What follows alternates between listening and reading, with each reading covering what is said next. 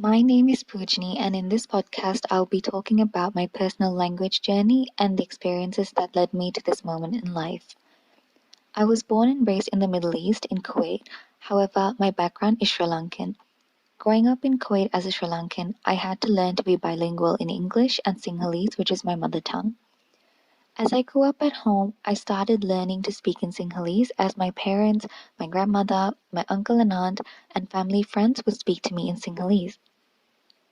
According to the social interactionist theory and Jerome Bruner's beliefs, as stated by Fahim and Amarian, the parental input and scaffolding to create shared meaning is very important, and that learning is social and other people to help develop a child's skills through scaffolding.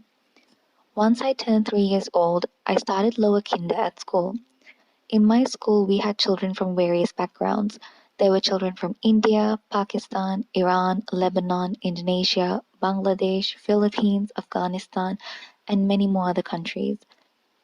I soon began to speak more English as I was at my school for most of my time, speaking in English and interacting with the other children and the teachers and staff. As I spent more time in school speaking in English, my Sinhalese fluency started dropping.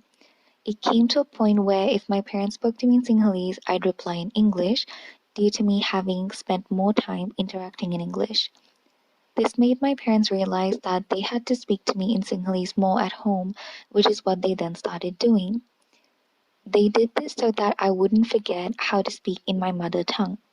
However, as my parents worked full time, they weren't as around to always be speaking to me to enforce that.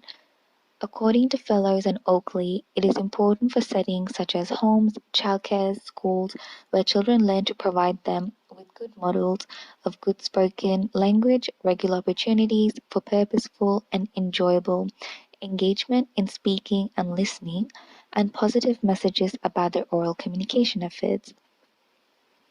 Growing up, I was then able to speak fluently in English, but still had a bit of trouble being as fluent in Sinhalese. This is something that affected me when we moved to Sri Lanka when I was 12. I joined a school in Sri Lanka to finish the rest of my school years from year 8 to 12. 90% of my classmates were Sinhalese, and the other 10% were Muslim students who didn't speak Sinhalese and instead they spoke English and Tamil, or sometimes Arabic, or they were Maldivian students who spoke in English and Divehi, which is their mother tongue. This created a bit of discomfort for me as the majority of them spoke in Sinhalese, and because of this, I started keeping to myself more and isolating myself and not speaking as much, and not speaking at all actually at some point, as they thought that me speaking in English was me trying to show off and act posh without realizing it was due to me not being as fluent in Sinhalese as they were. So because I wasn't as fluent, it made me hold back because I thought that they would judge me for it, which they sort of did a little bit. However, with time, they started to realize that I was more comfortable speaking in English and didn't pressure me anymore, although I did speak in Sinhalese at home to learn better. Because I guess they saw that me not speaking had something to do with the fact that they would speak to me in Sinhalese and I wouldn't respond, or if I did, I would respond very quietly, as if my voice wasn't going to come out and I was just holding back from saying anything that I did want to say. Once I moved to Australia at 18, I didn't feel that discomfort as everyone spoke in English mostly, so that everyone had like some sort of level of English that they spoke.